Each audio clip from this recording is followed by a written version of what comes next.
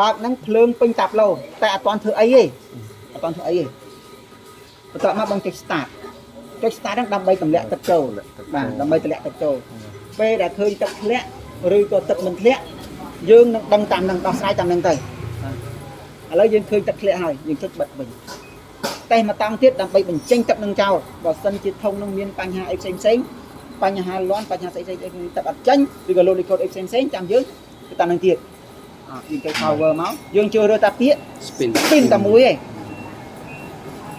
បើឯងជាប់អញ្ចឹងបានន័យថាបើឯងចុច start ទៅគឺវាពីដើមរហូតដល់ចប់ហ្មងវាយូរដកវាចោលយកទៅ spin មួយមកបាទអាផ្លឹបផ្លែតនៅកន្លែងណាគឺអាហ្នឹងហើយអញ្ចឹងយើងយកតែ spin ទៅតែប៉ុណ្ណឹងទៅហើយយើងចុច start ទៅយើងរងចាំវារហូតដល់វាបញ្ចេញទឹកចេញអស់នាទីរបស់វាតែម្ដងបាទពេលយើងបោកខោអាវ14គីឡូអញ្ចឹងនៅកន្លែងនេះវាដាក់ថា softener detergent បើន័យថា softener ឲ្យតែឃើញផ្កាហ្នឹងទឹកអូបហីបាទ detergent ហ្នឹងមានន័យថាស្ប៊ូម្សៅអញ្ចឹងឥឡូវគេចង់ប្រើស្ប៊ូម្សៅឲ្យពួកអាស៊ីទំនើបគឺគេដាក់ស្ប៊ូទឹកអូបទឹកនេះស្ប៊ូទឹកទឹកណា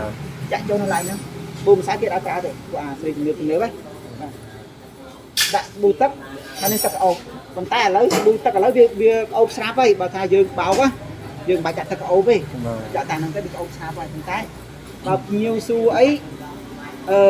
ប្រាប់យើងតាមហ្នឹងបាច់ប្រាប់គេតាមហ្នឹងទៅចឹងអញ្ចឹងណាចឹងថាអាហ្នឹងដាក់ទឹកអូបដាក់អីចឹងទៅអានេះដាក់ប៊ូម្សៅអានេះដាក់ទឹកអូបអញ្ចឹងណាចឹងមកពេលយើងដាក់ហើយយើងដាក់ខោអាវចូលហើយបាទបាញ់ចុច power មកយើងបើកខោអាវរបស់យើងណាបាទចុច power មកបងជឿរើស